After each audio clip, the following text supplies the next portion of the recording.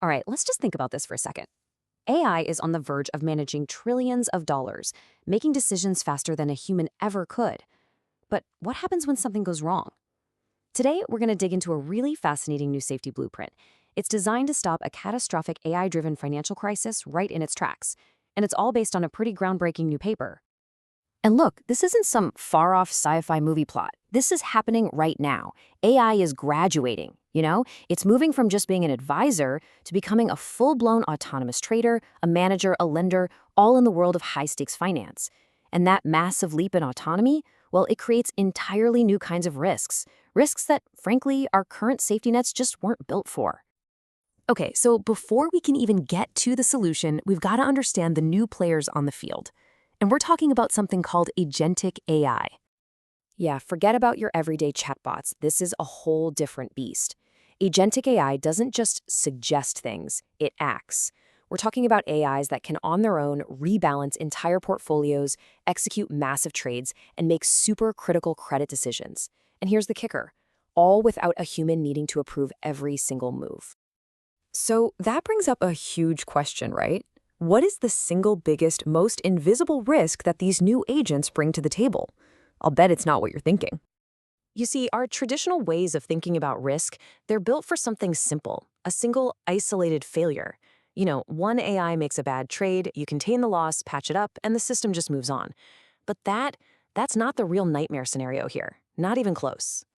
No, the real danger is something the paper calls monoculture risk. Now, what is that? Well, it's when you have dozens, maybe hundreds of AIs, even if firms that are competing with each other, all built on the same core models or all trained on the exact same data, they start to think alike. And if one of them has a hidden fatal flaw, guess what? They all have that flaw. And that can lead to a completely correlated system-wide collapse. And this is where the math gets genuinely terrifying. If you have independent failures, your losses they add up. It's simple arithmetic. But in a monoculture, the losses don't add up, they scale exponentially. We're talking n squared. So a single shared vulnerability doesn't just create a bigger loss. No, it creates a potential market-wide insolvency event. The whole thing could go down. So how in the world do you defend against an invisible threat like AI groupthink? It's a tough one. Well, this paper proposes a really clever new kind of digital shield, a score that is both measurable and enforceable, a score for AI diversity. It's basically a score for diversity of thought among your AIs. It's designed to check if all your different AI systems are reaching the same conclusion for the exact same reasons. So, for example, let's say two different AI models both decide to sell a stock. This score doesn't just look at the what, it looks at the why. And if they're selling for identical reasons, that means they're thinking too much alike. A low score becomes a huge red flag for dangerous groupthink. And this score, it isn't just some passive warning light on a dashboard. Oh no, it's an automated circuit breaker.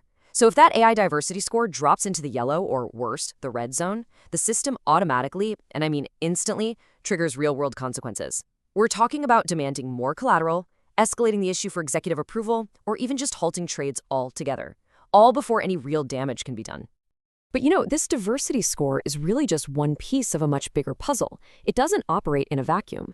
It sits inside a much larger layered defense system, one that's designed for what the paper calls finance-grade assurance. This whole thing is called the finance-grade verifiable governance architecture, or FG-VGA for short. The easiest way to think about it is like layers of defense, like an onion. You've got the policy plane, which sets the rules of the game, then the evidence plane, which creates a paper trail for every single move. The attestation plane makes sure there are no rogue, unapproved AIs in the system. And then there's the systemic plane. That's where our diversity score lives, constantly watching for that dangerous groupthink. Now, this quote really gets to the heart of the entire system's philosophy. It's a concept called geometric safety. And the core idea is pretty brilliant.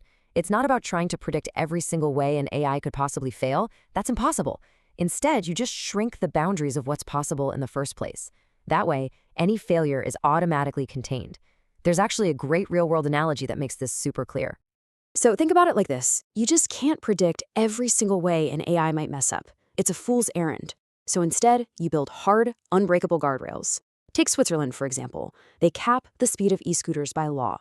Now, they don't do that because it prevents all crashes. Of course not. They do it because it limits the physical damage when a crash inevitably happens. This system does the exact same thing, but with money. It uses hard financial limits to make sure that even a worst-case AI failure is always survivable. So when you boil it all down, what this system really represents is a major shift in thinking. It's not about this impossible quest to build a perfect, error-free AI.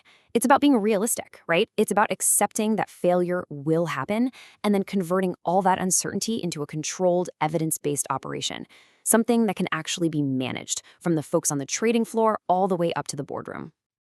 This framework is without a doubt a powerful blueprint. But here's the thing. The real challenge is implementation. It's one thing to design it, it's another to build it. And the race is on. We have to get these guardrails built before the sheer speed and scale of autonomous financial AI completely outpaces our ability to control it. And that leaves us all with a pretty urgent question, doesn't it? Are we actually building them fast enough?